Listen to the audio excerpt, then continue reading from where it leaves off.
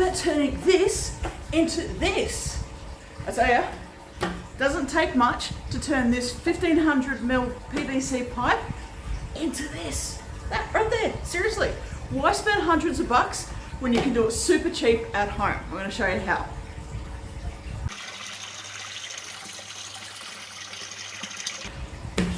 This is what we start with, a 1500 ml PVC pipe.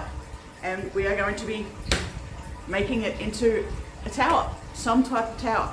Now what I'm making is a wicking tower, so that means the water is going to wick up because it's sitting in water. It's actually sitting in the water.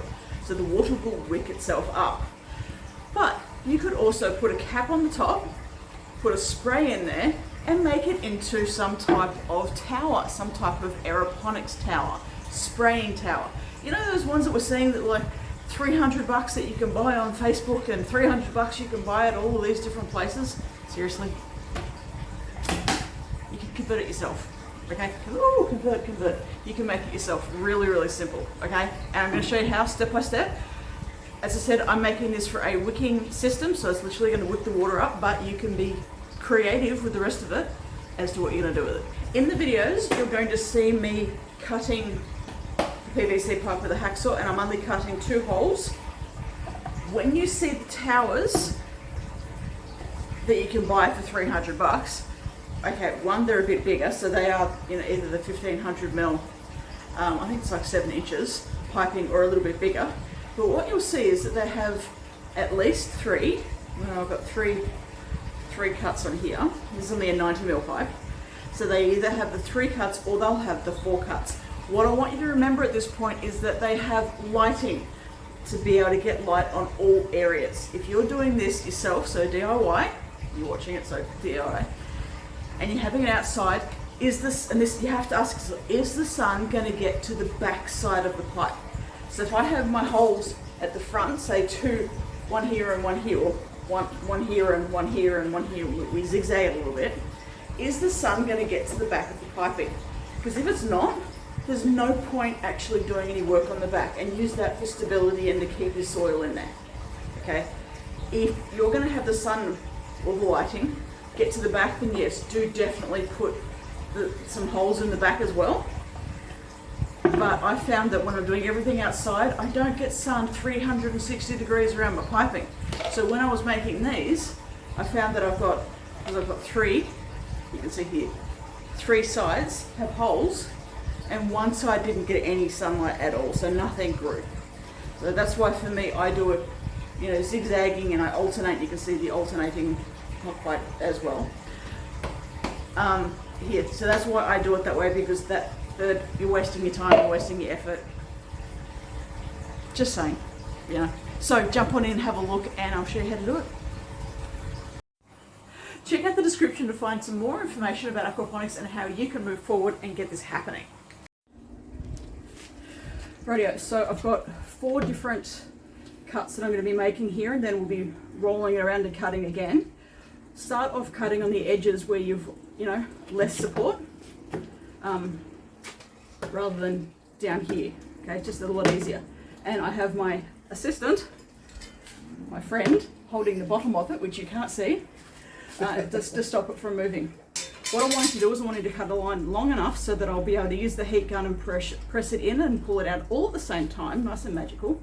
But I didn't want to be putting texture on it, so it's a good thing I know what I'm doing.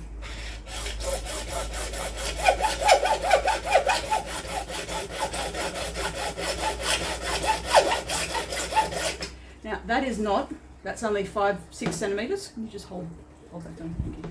That's about 5 centimeters that I've cut here. Not deep enough, okay? I'm going to need to go at least the 15 centimeters across.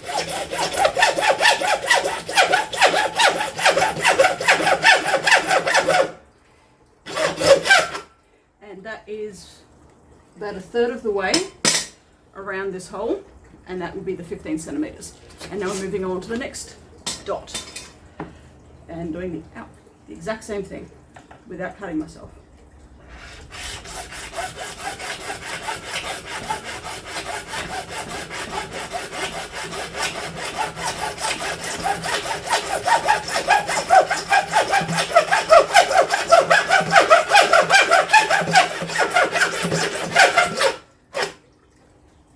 cool. Straight lines so far. I'm happy with myself.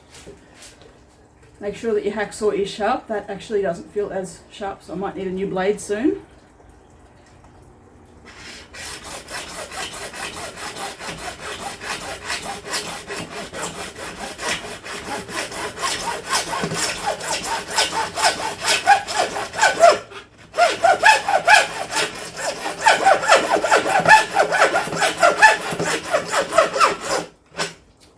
Number 3, again, we're going a third of the way through, and it is going well.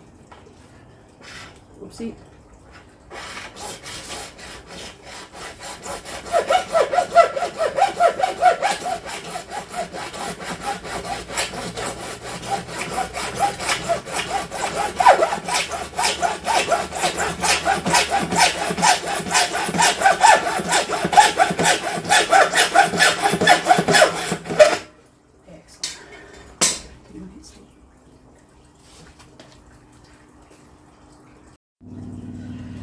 Right, we have the 4 cuts made for this side.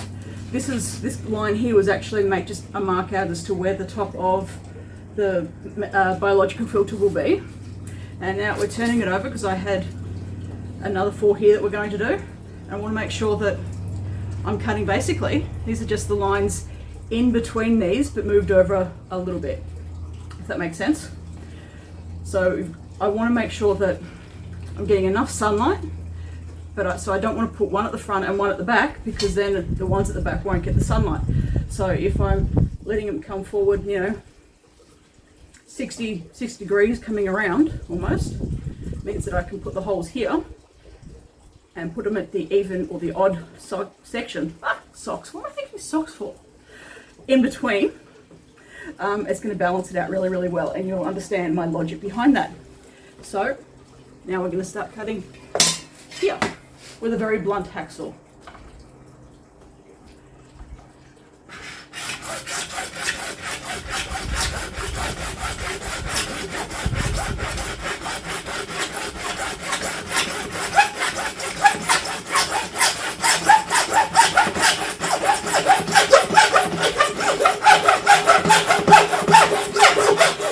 Perfect, a third of the way through. Next line.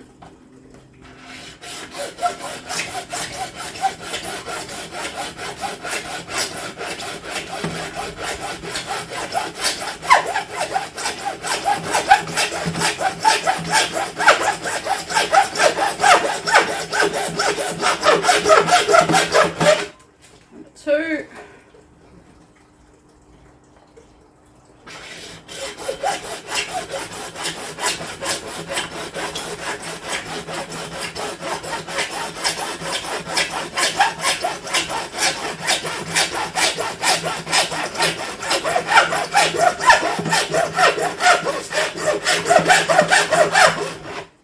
Number 3, and lucky last.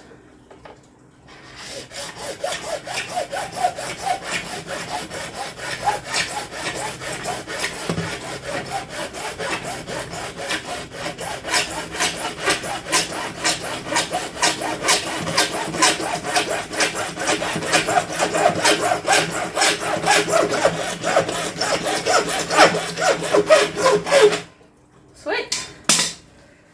Alrighty, looking good. Alrighty, we are now making this into a tower. As I said, you can do this so cheap. You can see we've done the bottom one. We've used the heat gun, which I'm about to show you how we did it. But we have all of the cuts. Always start when you're using the heat gun. Make sure you've got your full safety and you've looked through those videos on how to use it and you know what you're doing. But always start from the bottom and work your way up when it comes to heating. Because if I'm heating down here, the hot air is going to come up here and it will make this a little looser, which is kind of what you want to happen, because we're going to continue to work our way up. But if we come up the top and we put this hole in up the top, right, and then we start working on the other ones moving down, we're going to still be putting hot air, which means it's going to come back in. So what we're doing was using the heat gun to mold it, right, and that will now stay. But if this gets heated up again, it will start to loosen, and we don't want that. We don't want to change the mold.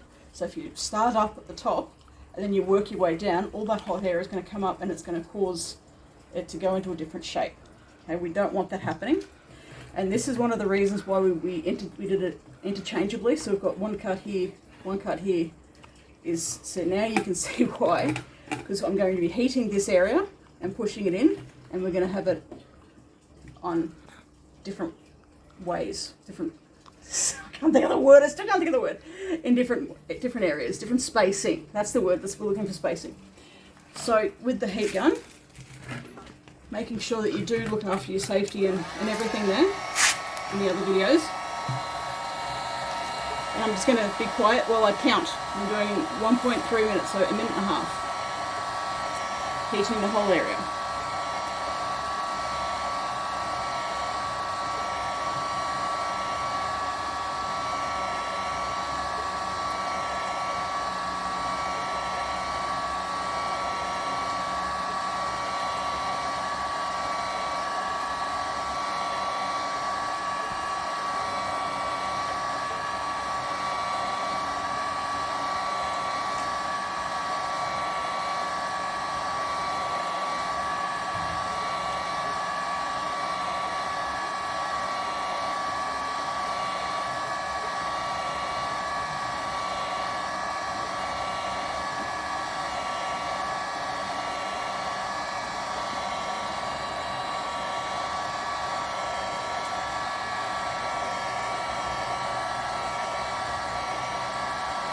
$53, $54, $55, $56.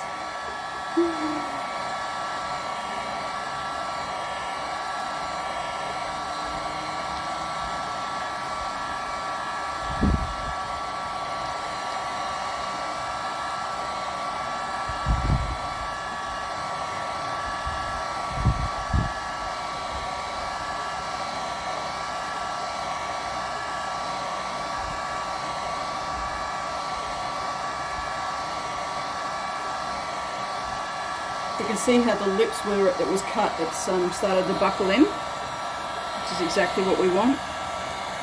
And when we turn that off and maintain our safety and we don't burn ourselves, this bottle should easily push in